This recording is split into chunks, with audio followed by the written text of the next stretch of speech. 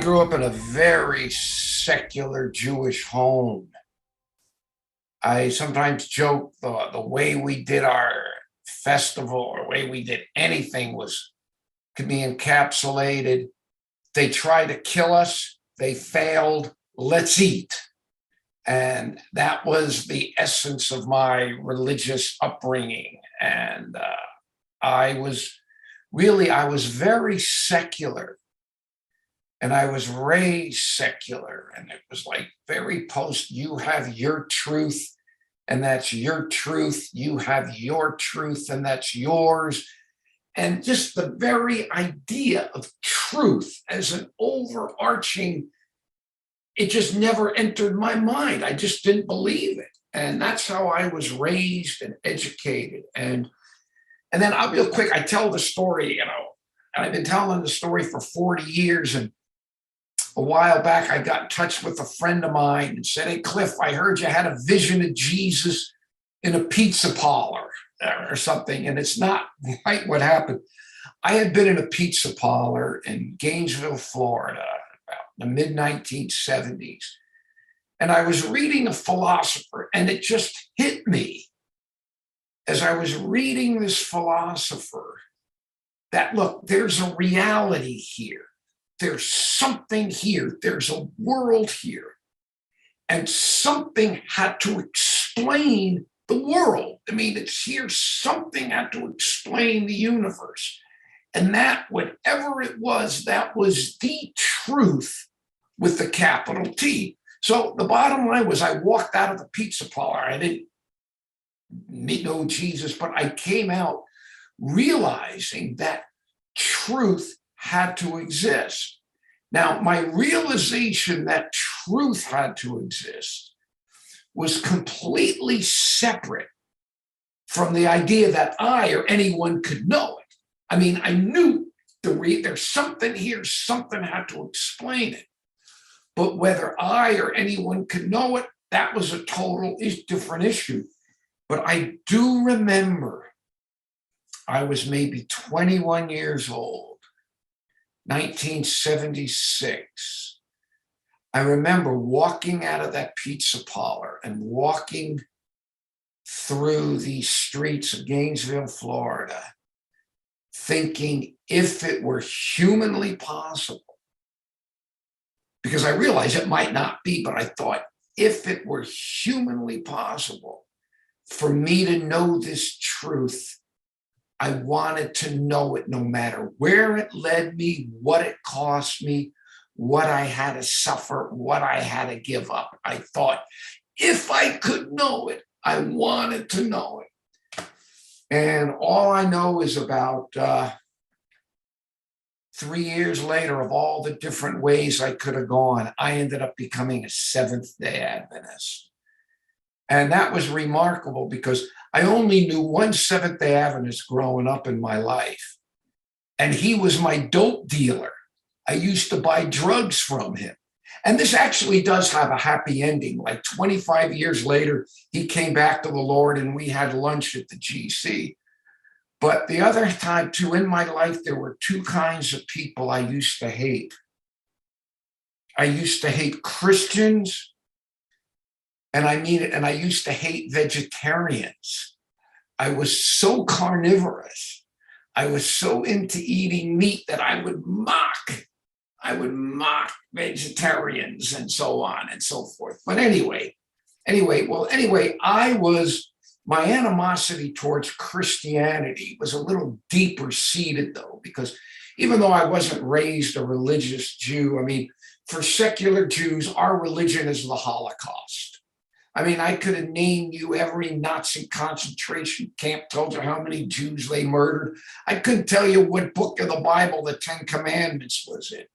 And I was very bitter because all this happened in, quote, Christian lands by people that probably went to Sunday school or maybe even Sabbath school folks and so on and so forth. And so I was very bitter, and I used to take my anger out on this hellfire and brimstone preacher.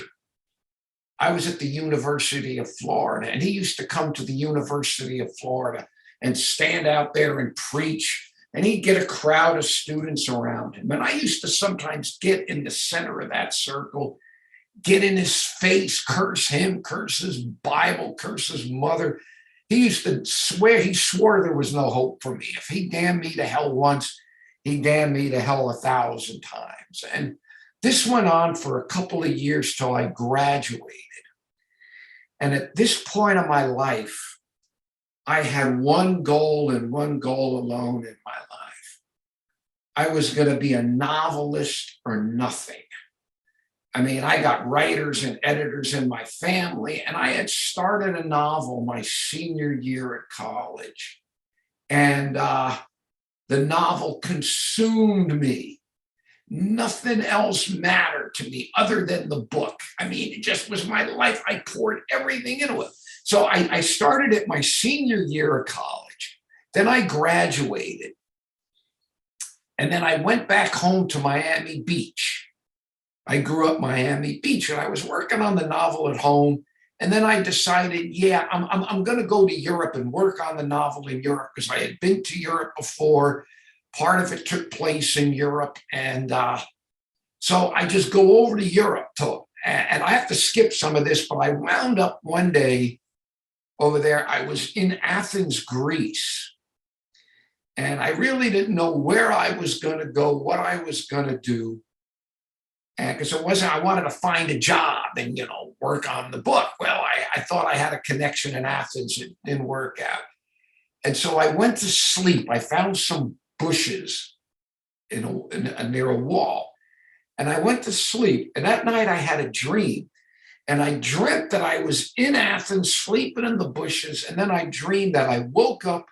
I flew to Israel to live on a kibbutz and work on my novel in Israel. Now, I don't know. A lot of Americans don't know what a kibbutz is. I don't want to take the time to explain it.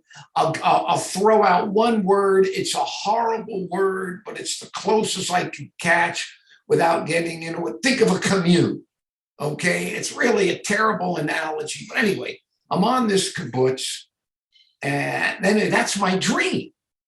Well, I wake up and I think, wow, that's not a bad idea. And again, back then, dreams meant nothing to me. I was as totally secular as you could be. The dream, did my mother breastfeed me enough as a baby? What did I have to eat for dinner the night before? That's all. But I got up and I thought, wow, that's a good idea.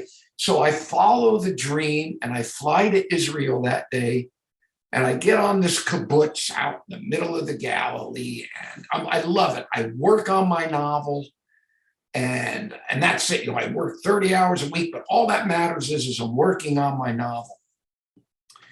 Now, I'm going to give you a couple of details that we'll come back to. They're important.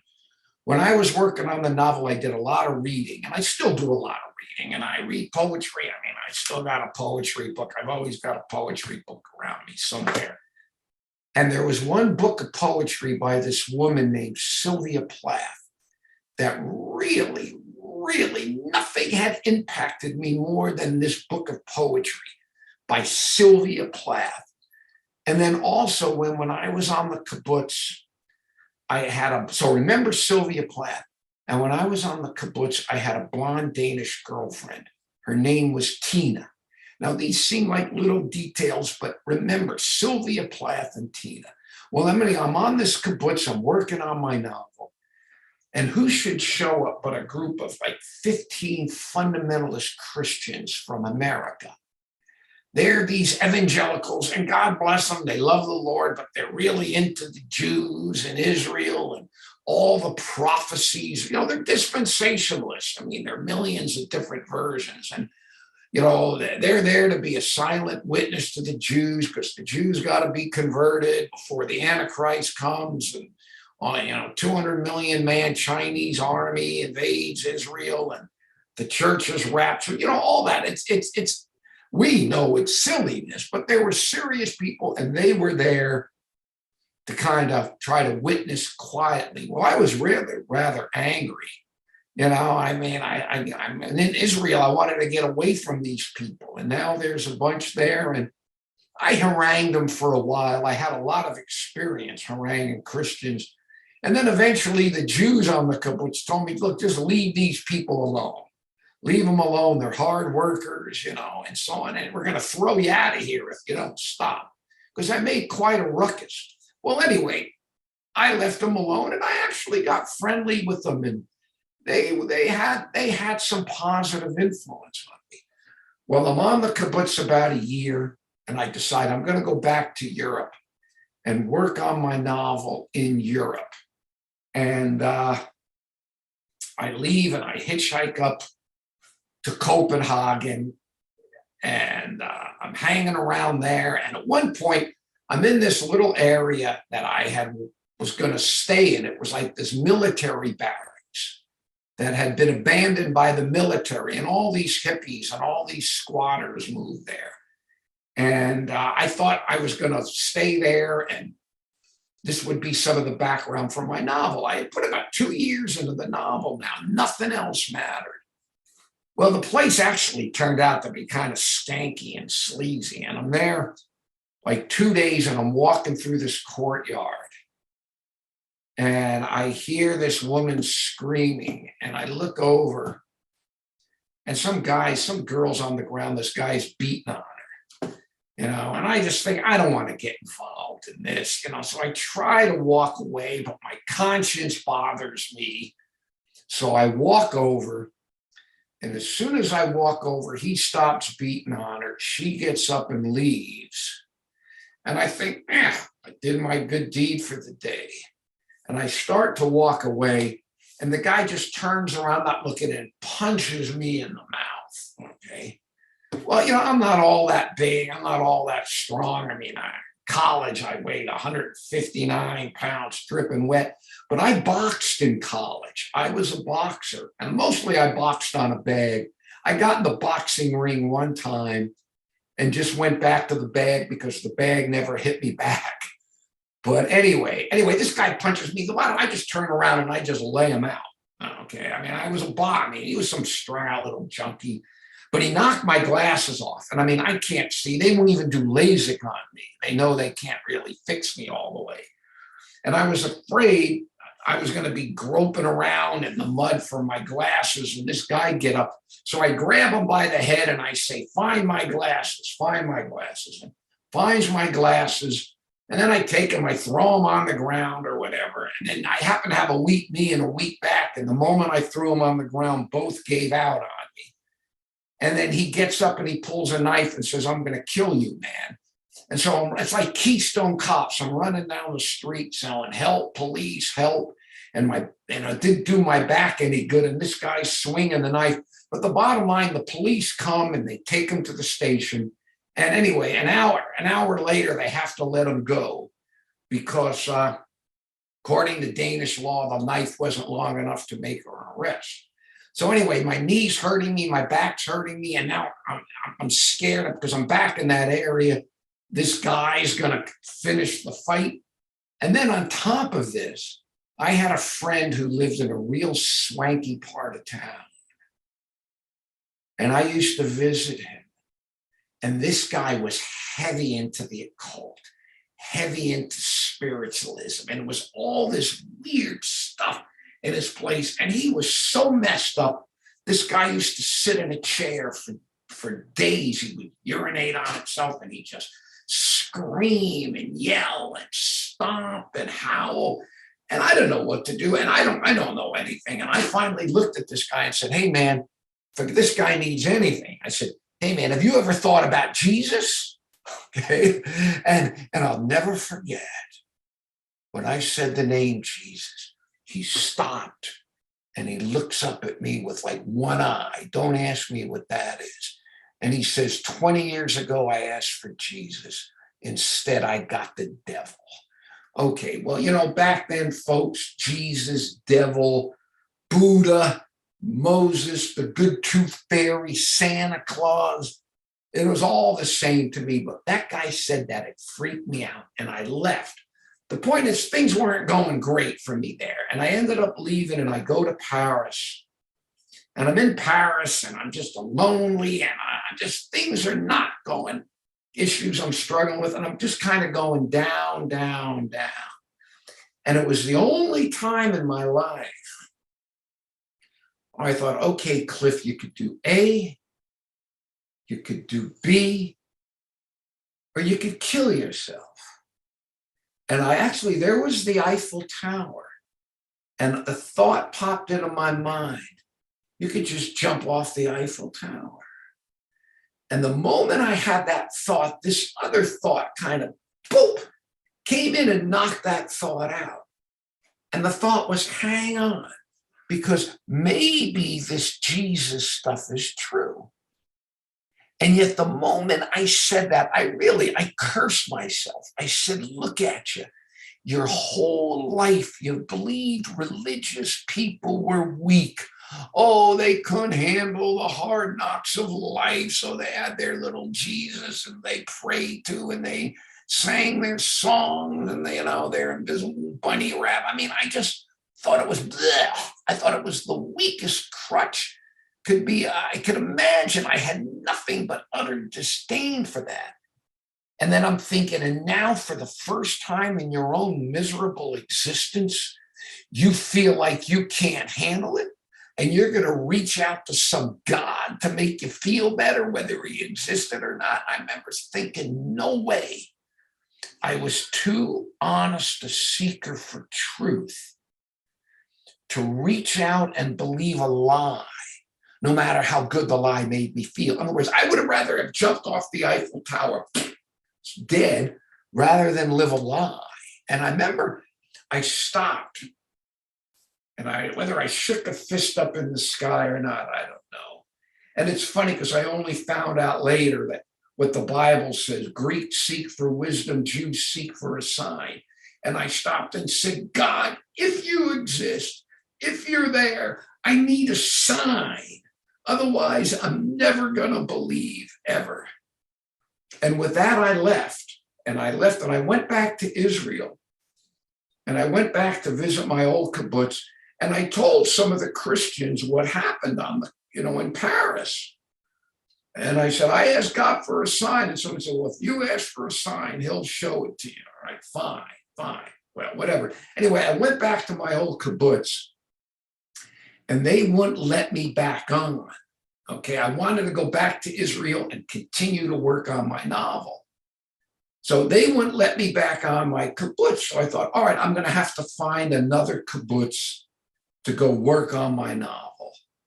So I left that kibbutz and I went to the main kibbutz office in Tel Aviv to get, you just don't show up at a kibbutz and say, hi, I'm here. You get a sign. So I go to the main office in Tel Aviv and I'm waiting at the desk. There's a woman behind the desk and there's a boy sitting there. And I plop down in the chair next to him. And I figured he's there to get a sign. He's waiting his turn, whatever. And I look over on the desk and I see a sheet of paper and it has my name on it, Clifford Goldstein. And I thought, well, so I interrupted the woman and I said, look, excuse me, how did you know I was coming? And she says, who are you? And I said, Clifford Goldstein. Well, the boy sitting next to me, he jumps up and says, no, that's my paper. My name is Clifford Goldstein. All right, Clifford Goldstein's not the most common name in the world, but, we were in Tel Aviv, okay? And then I just said, Cliff, where are you from? And he says, I grew up in Miami Beach.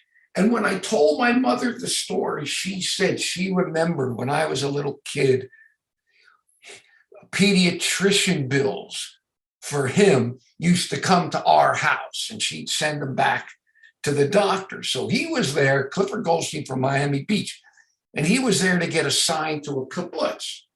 And I said, Cliff, have I got the kibbutz for you? You tell him your name is Clifford Goldstein and you're from Miami Beach and see what happens. So he goes to the kibbutz.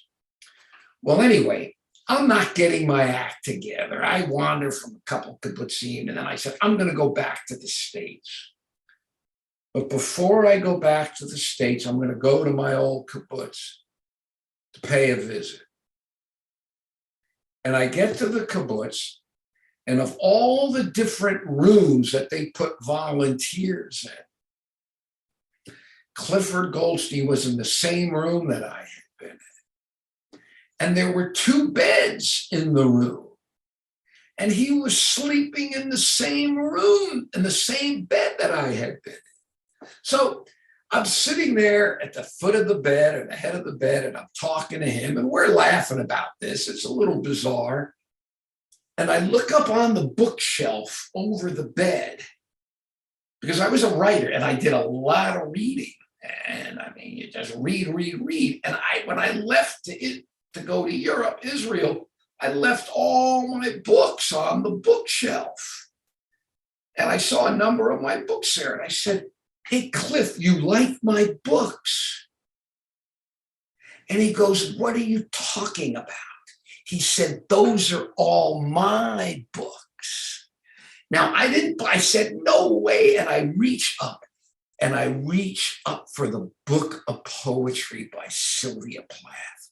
Nothing I had read had impacted me. When I told the story later to people who lived on the kibbutz, I said, "Remember, I used to make you sit there and listen to me, whether you wanted to or not, read you this woman's poems."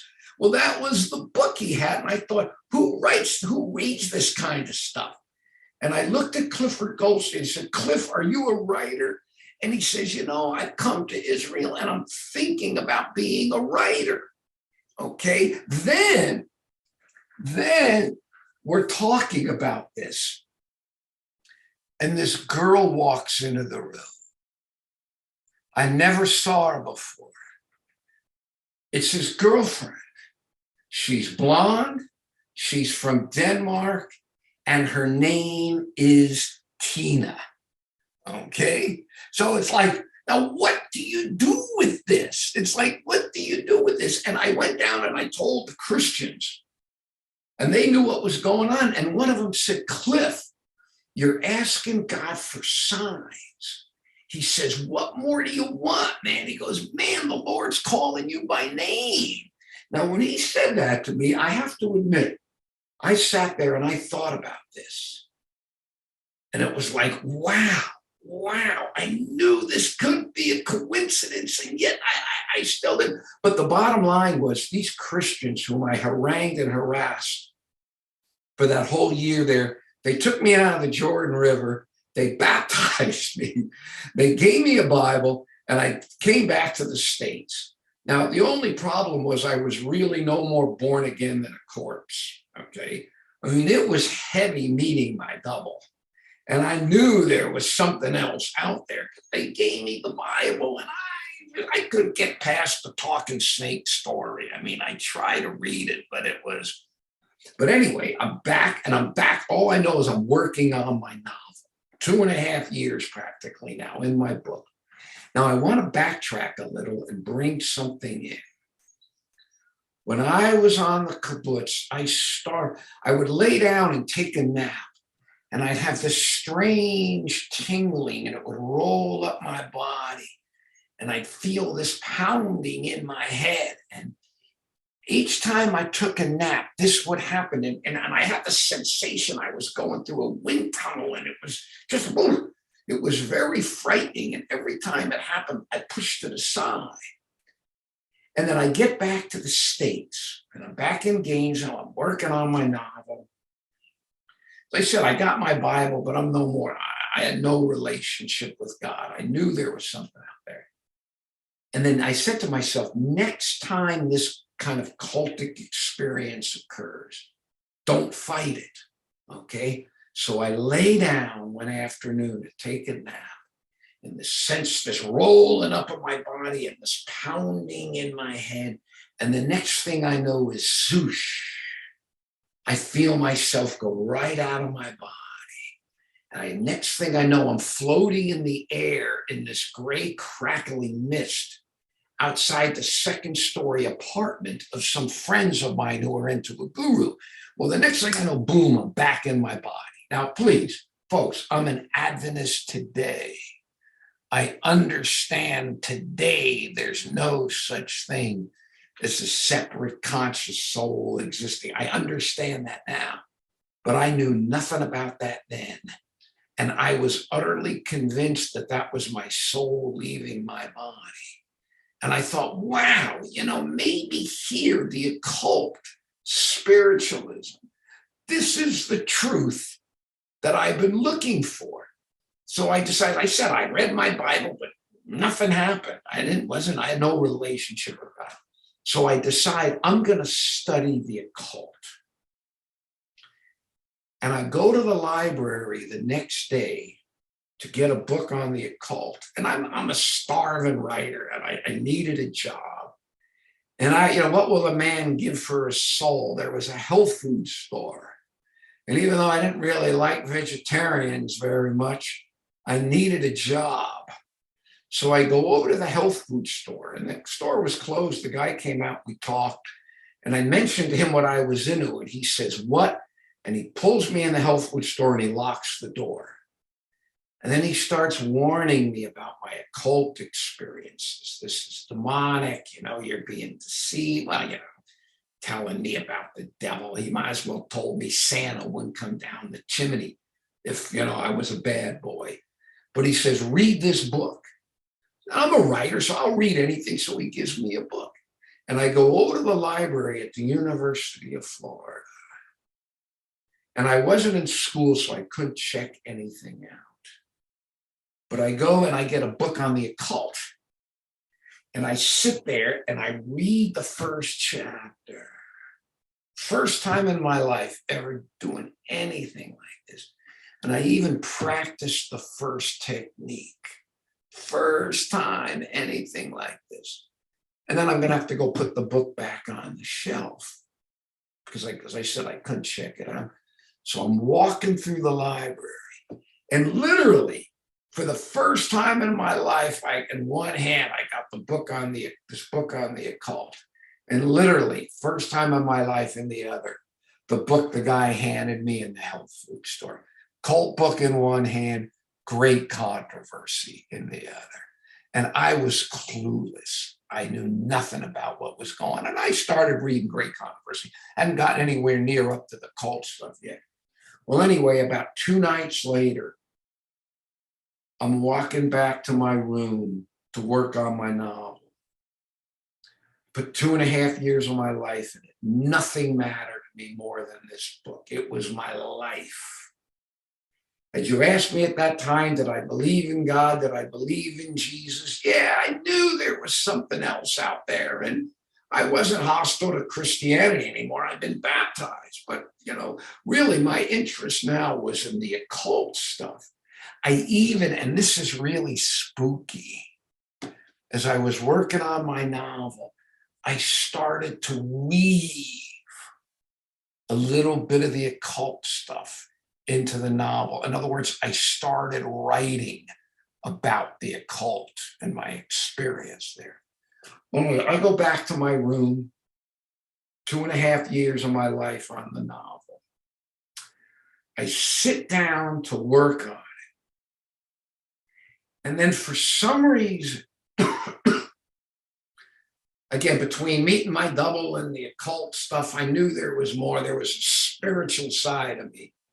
For some reason, I close my eyes and utter a little prayer.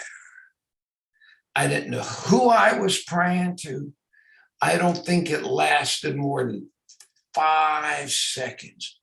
But somehow it's what Adventist theologian John Peckham calls the terms of engagement. See, Satan had me. I'm starting to write about the occult. I'm reading about the occult. I'm having these occult experiences. He had me. But then somehow all in those terms, this little prayer was all the Lord needed. And at that moment, the presence of the Lord Jesus Christ came to me in the room. I knew exactly who he was, and I knew exactly what he wanted. And his exact words to me were, Cliff, you have been playing with me long enough. If, and I can't tell you how important that if is, if you want me tonight, burn the novel.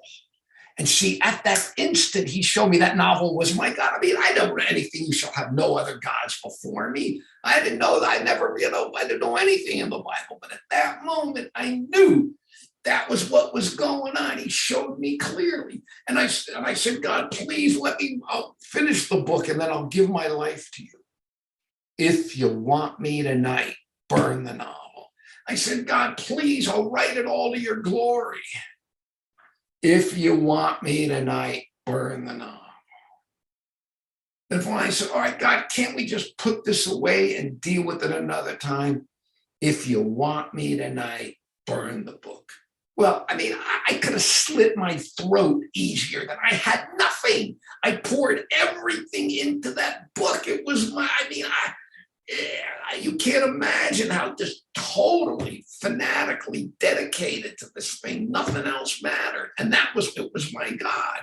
Well, anyway, I just jump up, I burst into tears, and I run out of the room. I mean, there's just no way. I'm just not going to burn that book. I mean, you got to be kidding me. So anyway, I'm walking through the streets of Gainesville, Florida. And it's fascinating because I'm walking through the same streets when I walked out of that pizza parlor a few years earlier, knowing that truth had to exist and thinking I wanted to know it no matter what. And suddenly now I'm confronted with the cost. And I don't know how long I'm walking through the streets. And finally, I remember I stop underneath this street lamp. This is the fall of 1979. And finally, I mean, I'm talking to God and this and that. And finally I said, okay, God, I want you and I want truth more than I want this book. But if you want this book burned, you're going to have to burn it for me. But see, that's all it took was the will. I surrendered my will to God, and that's all it took. And God might not force, but I did kind of feel this grip around my neck. And yet the moment I said, okay, God, I want you, I want truth more than I want the book, it all lifted off of me. Everything lifted off of me. And just suddenly at that moment, I knew what was going to happen. I mean, if you would have asked me at that point, you would have told me at that point I was a sinner. I wouldn't have had the slightest idea what you were talking about. I knew nothing. All I knew was I met God that night. And I go back to my room, this little room, this little hot plate that I had. And I picked up my novel, 2.5 years of my life. I knew nothing about salvation. I mean, I knew I was born again. I mean, I knew I was converted, whatever that meant, but I knew nothing about Adventism. I picked up that manuscript, 2.5 years, put it on the hot plate, and burned the novel. And that was the night I was born again. And I could truly say I have never been sorry that I burned that novel. And those occult, I'm convinced from dealing with that guy in Denmark, he was into the occult, that Satan got a hook on me.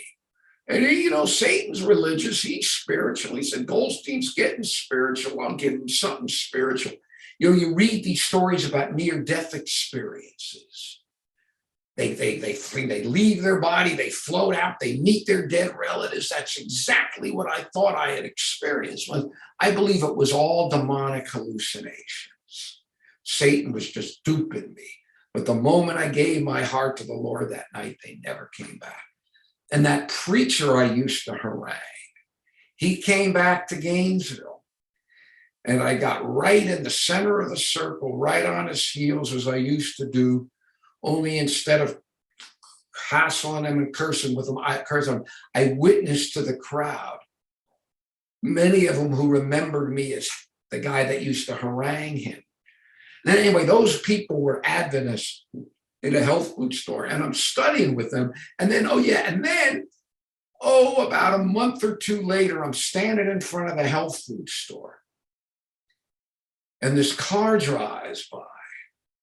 And I thought, do I want to run past it or do I wait? I wait. This car drives by. Who do you think's in the car but Clifford Goldstein? Last time I saw him on the kibbutz in Israel. But anyway, that was, I burned that novel that night. And I realized I might not ever write again. I died to it. It was my God. I had to just die to it. And believe me, I died to it. I didn't know what I was going to do. I was useless for anything else. And then it took me, I met the Adventists. It took me about 6-8 months from the time I met them till I eventually joined the Adventist church. I met them in the fall of 79. I joined the Adventist church in 1980. And then in early 81, 82, I published an article. First article I ever published in Adventism. And you'll never guess what it was on. It was on the health benefits of vegetarianism. And the point is, I burned that novel. The point is, I burned the novel, I died to it. The Lord gave me the writing back. And I haven't stopped writing since then. He gave it back, and I've been doing nothing but writing since then. And I suppose the moral of the story, no matter who you are, no matter where you are in your life in the church, if you got something, you got an idol, the book itself wasn't evil. I've written 25 books since then. I don't know. Most of them are out of print. Forgettable books, but I just wrote. But anyway, the Lord gave it back to me, and it's not an idol to me. I'm thankful, and you want to glorify God in it. And anyway, that's how I became born. That's how the Lord found me. And it was 1979 when I burned the novel and joined the Adventist church in 1980.